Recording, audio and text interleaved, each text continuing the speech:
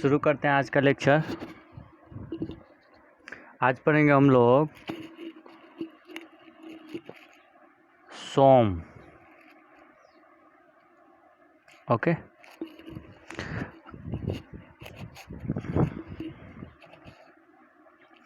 सोम में पहला टॉपिक है properties of matter, stress and strain. Okay, पहला है elasticity. If body regains completely its original shape then it is called perfectly elastic body। Okay, कहने का ये मतलब है कोई बॉडी है, ओके, उस पर यदि फोर्स लगाएंगे, ठीक, कोई बॉडी है, सिलिंड्रिकल बॉडी है, उस पर फोर्स लगाएंगे तो वह डिफॉर्म होगा, ठीक, और यदि फोर्स को हटा लेंगे तो फिर वो अपने ओरिजिनल शेप में आ जाए तो उसी को बोलते हैं इलास्टिसिटी। ओके, एग्जाम्पल है steel, aluminium, copper may be considered to be perfectly elastic within certain limit। okay,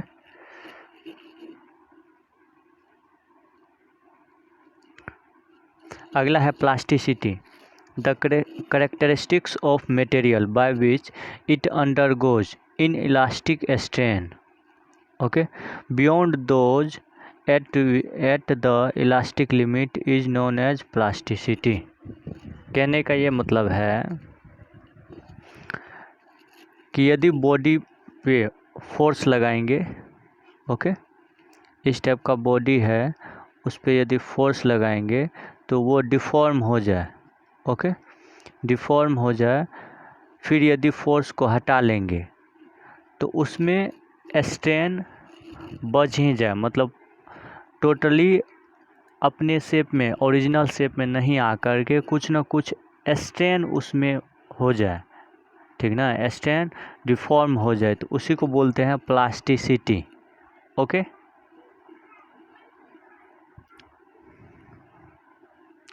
अगला है डक्टाइल।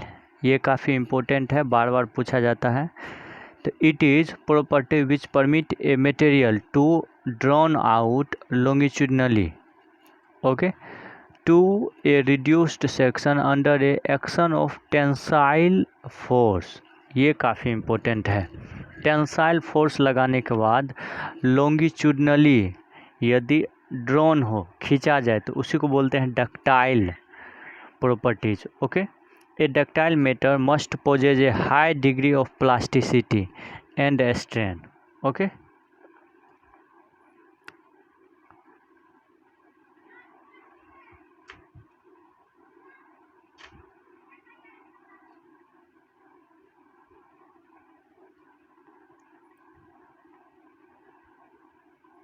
अगला है ductile material must have low degree of elasticity, मतलब हाई डिग्री ऑफ प्लास्टिसिटी रखता है, लो डिग्री ऑफ इलास्टिसिटी रखता है। Okay, this is useful in wire drawing, ठीक ना, वायर बनाने में यूज करते हैं। ओके, अगला देखते हैं brittleness. It is lack of ductility, मतलब डक्टिलिटी के कमी को ब्रिटलनेस कहते हैं। Brittleness imply that it can not drawn out by tension to a smaller section. Okay,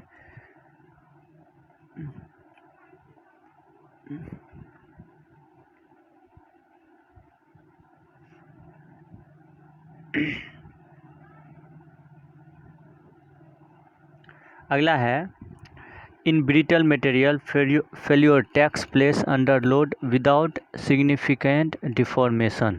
okay, अगला है ordinary glass is nearly ideal brittle material. Okay, अगला है cast iron, concrete and ceramic material. ये जो है bending brittle material होता है। Okay, malleability,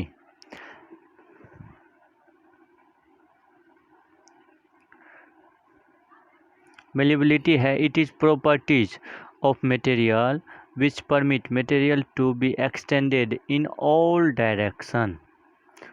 direction without rupture. वैसा प्रॉपर्टीज जिसमें मटेरियल को हम सभी डायरेक्शन में बिना रप्चर का एक्सटेंड कर सकें, उसी को बोलते हैं मेलिएबिलिटी। ओके,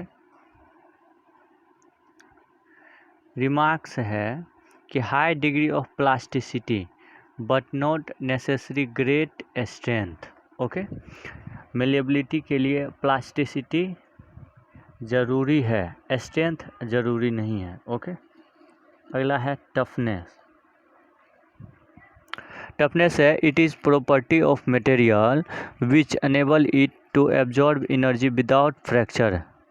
ओके, कि मटेरियल का वैसा प्रॉपर्टीज जिसमें बिना फ्रैक्चर हुए एनर्जी को एब्जॉर्ब करे, उसको बोलते हैं टफनेस। ओके,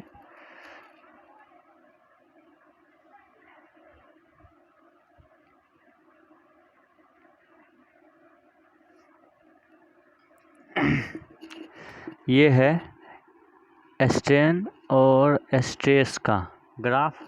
ओके, इसी को बोलते हैं मॉडुलस ऑफ टफनेस। ये जो एरिया है इसको बोलते हैं मॉडुलस ऑफ टफनेस। ओके, ये एवरेज है, सिग्मा एवरेज सिग्मा यू बटे सिग्मा वाई बाई 2। ओके,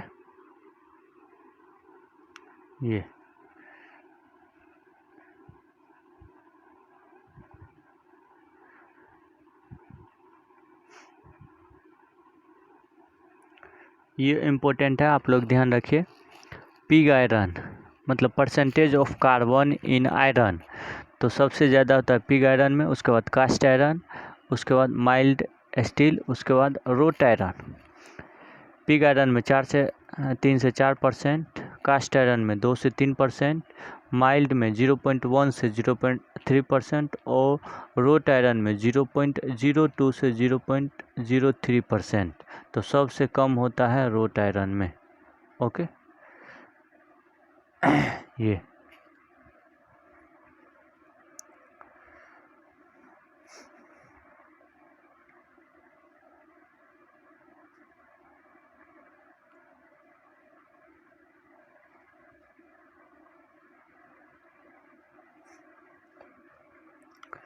अगला है hardness. It is ability of material to resist intention और सरफेस एब्रेशन।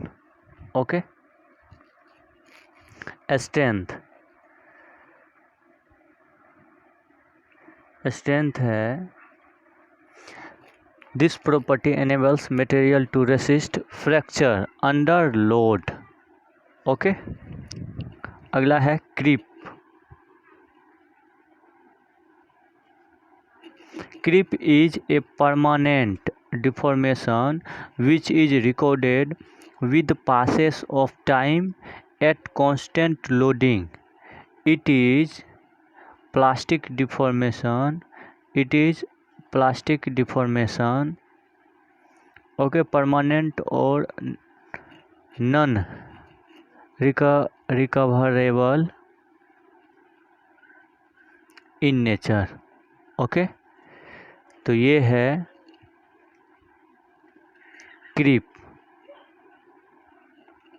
फिर से एक और देख लीजिए, क्रीप इज परमानेंट डिफॉर्मेशन है which is recorded with the passes of time के साथ यदि कांस्टेंट लोड को बार बार किसी बॉडी पर अटैक किया जाए, ठीक ना, तो उससे परमानेंट डिफॉर्मेशन आ जाता है समय के साथ, उसी को बोलते हैं क्रीप। ओके,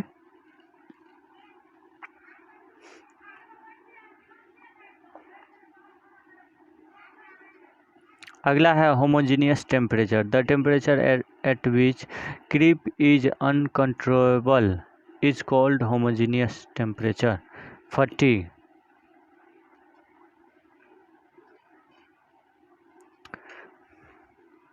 फटीग है ड्यू टू साइक्लिक और रिवर्स साइक्लिक लोडिंग।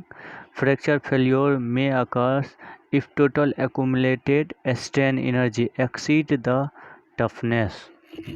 ओके।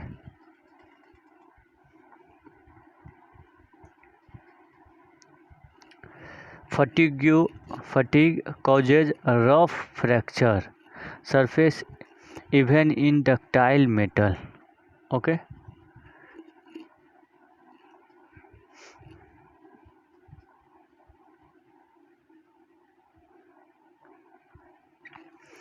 आगे है resilience. resilience, it is total elastic strain energy which can be stored in the given volume of metal and can be released after unloading. Okay, it is equal to area under a deflection curve within elastic limit. ये काफ़ी important है कि it is equal to area under the load deflection curve within elastic limit. Okay,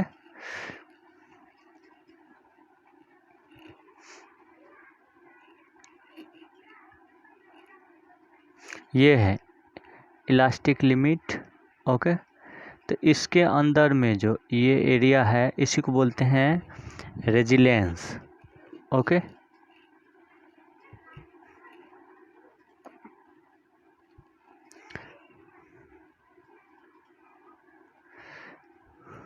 ये देख लीजिए, ये है strain, ये है स्ट्रेस। ओके, ये है स्ट्रेस और स्ट्रेन का डायग्राम। तो ए को बोलते हैं इलास्टिक लिमिट, सॉरी इलास्टिक नहीं, प्रोपोर्शनल लिमिट। बी को बोलते हैं इलास्टिक लिमिट। सी को अपर यील्ड पॉइंट, ये सी डैश को अपर यील्ड पॉइंट, सी को lower yield point. Okay, D को बोलते हैं स्ट्रेन हार्डनिंग पॉइंट। ओके, ई को बोलते हैं अल्टीमेट पॉइंट और मैक्सिमम स्ट्रेस पॉइंट। ओके, और एफ को बोलते हैं फ्रैक्चर पॉइंट। क्लियर? तो ये जो है, ये यहाँ पर जो स्ट्रेस है इसको बोलते हैं ultimate stress. Okay,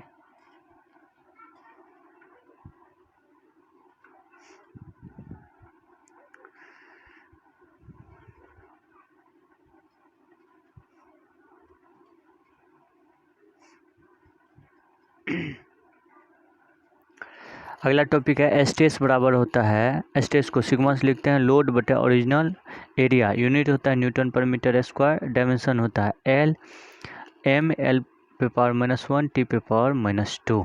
okay, strain होता है चेंज इन लेंथ बटे original length. Okay, delta L बटे एल, ये होता है dimension less. Okay,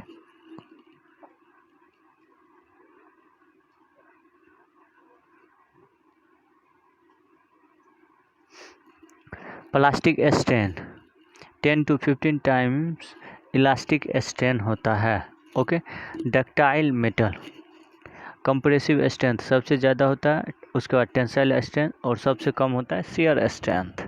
okay, brittle metal में सबसे ज़्यादा कंप्रेसिव स्ट्रेंथ, उसके बाद शियर स्ट्रेंथ, फिर टेंसाइल स्ट्रेंथ। ओके, ये डायग्राम है ये स्ट्रेन का और स्ट्रेस का। माइल्ड स्टील है, ये हाई यील्ड स्टील है, हाई टेंशन स्टील है। तो सबसे ज़्यादा स्ट्रेस होता है हाई टेंशन स्टील का, उसके बाद हाई यील्ड स्टील का, माइल्ड स्टील का स्ट्रेस कम होता है, स्ट्रेन ज़्यादा होता है इस। ओके, ये भी है, ये रबर है, ये कंक्रीट का डायग्राम है, ये वुड के लिए है, ये माइल्ड स्टील के लिए है। ओके, ये कास्ट आयरन के लिए है, ये एल्युमिनियम के लिए है। Okay,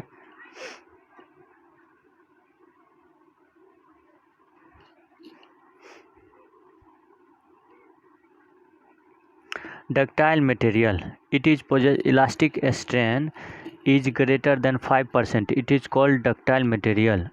Lead, mild steel, copper, it is ductile material. Okay, आगे है it undergoes large permanent strain before failure. Okay, large reduction in area before fracture. Okay,